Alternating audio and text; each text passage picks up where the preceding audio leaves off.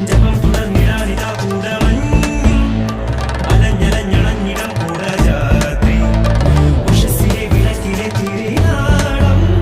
കൊളുത്തുവാൻ കുളിച്ചു വന്നതു സൂര്യൻ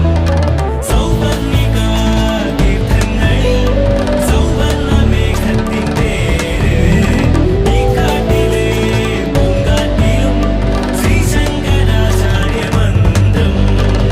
മുന്നിലെത്തേണ്ട നേരങ്ങളിൽ മാത്രം എന്നെ ആ കോവിൽ നടയിൽ വരുത്തുന്നൊരംബികേ